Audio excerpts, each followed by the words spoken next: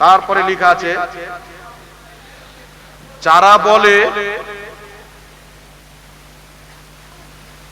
যারা জেনে শুনে, না কি আছে এটা, জেনে শুনে আহলে হাদিসদের ঘরে ছেলে ও মেয়ের বিয়ে দেয়, তারা মারা গেলে তাদের নামাজে জানাজার হুকুম কি?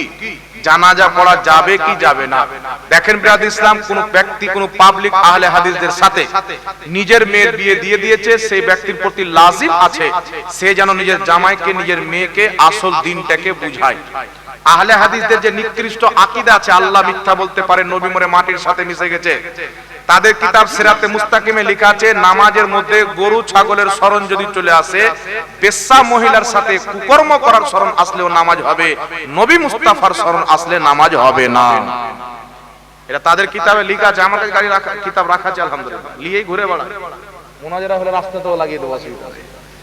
এগুলো নোংরা আকীদা। তাদের ইসমাইল দেহলভী তাদের মুজাদ্দিদ লিখেছে তাকওয়াতুল ঈমানে, আল্লাহর শানের সামনে আমাদের নবী মুস্তাফা সাল্লাল্লাহু আলাইহি সাল্লাম চামার চাইতেও নোংরা। আর জোরে হয় না নাউজুবিল্লাহ। তারা লিখেছে নবী মরে মাটির সাথে মিশে গেছে।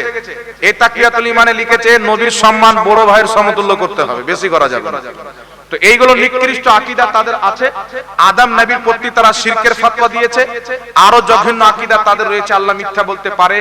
আরো তাদের আকীদা রয়েছে নবী সুপারিশ করতে পারে না। এইজন্য এইগুলো আকীদা কোনো ব্যক্তি যদি লালন পালন করে, তাহলে সেই ব্যক্তি নিঃসন্দেহে মুসলমান থেকে খারিজ হয়ে যাবে। যে কুফরি আকীদা লালন করবে, ইসলাম থেকে খারিজ হয়ে যাবে। আর কোন ব্যক্তি আছে আকীদা সম্পর্কে জানে না, তাহলে সেই ব্যক্তি হচ্ছে গুমরা। যারা নিজের মেয়ে ছেলের বিয়ে দিয়ে দিয়েছেন, আমি মুসলমানদেরকে বলবো ভাই, এদের থেকে নিজের ছেলে মেয়ের বিয়ে দিবেন না, এটা ইসলামের নাজায়েজ রয়েছে। কোন ব্যক্তি যদি মদ পান করে, তাহলে সেটা মুসলমান মদ পান করলে হালাল হবে না, ইসলাম এটাকে হারাম বলেছেন। তেমনি বদ আকীদার সাথে নিজের ছেলে মেয়ের বিয়ে দেওয়া শরীয়তে হারাম আছে। যেই ব্যক্তি দিচ্ছে তার পাপ সেই করছে।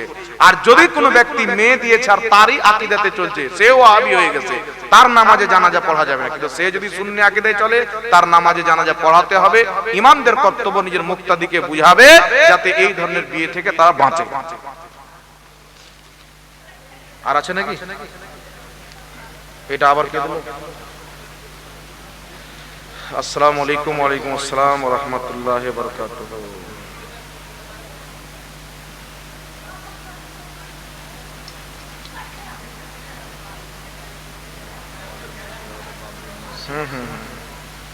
আমাদের মুর্শিদাবাদে বাবরি মসজিদ হচ্ছে, এটার জন্য কিছু বলেন।